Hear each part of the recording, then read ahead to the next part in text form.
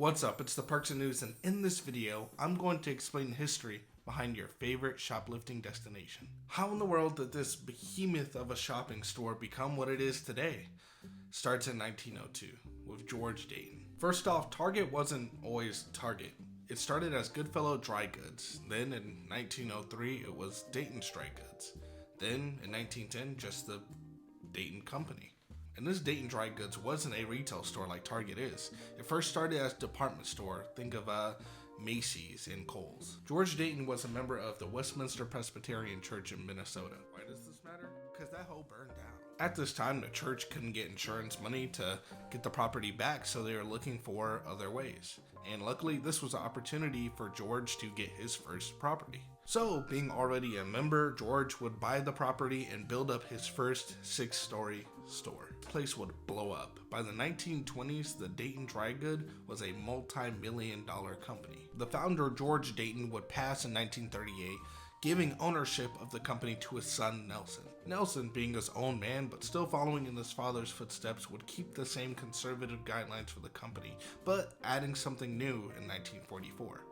This was unheard of for the time, but in 1944, the Dayton Company would be the first company to add retirement benefits for its workers. Also, with the addition of health insurance, this would be huge in the business world, leading for the Dayton Company to gain more national attention. In 1966, the Dayton Company would finally expand to other states, the first being Denver, Colorado. Nelson passed away and gave ownership of the company to his son, Donald. Donald would then lead the company to new horizons. This would lead into what Target is today. And remember, at this time, Dayton is a department store chain. And so with this idea, the company would start its first ever retail store, Target, in St. Paul, Minnesota. And here's the first ever Target logo. And with this success, the company wanted to rapidly expand. With only 24 stores at this point, the company would have over $200 million in sales. That's around $1 billion with a B, capital. And by 1975, there would be 49 Target stores in around 9 states, reaching almost $2 billion in sales in today's money. In 1982, Target was only really centered around the central US.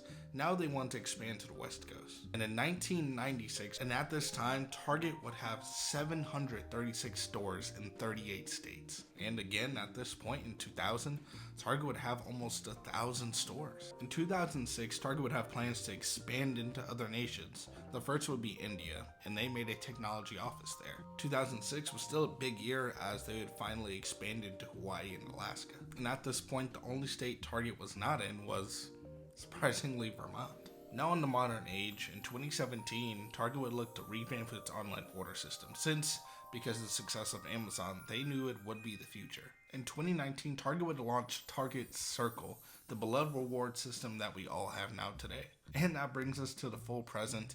Target's still one of the most dominant retail stores out there. It has hit a decline in sales, but overall, Target's here to stay. That is the history of Target. That's all I have for this video. If you learned something new about Target's history, leave a comment below. Let me know what you think. Do you like Target? Hate it? So on it? Let me know. Thank you for watching. I'll catch you guys in the next one.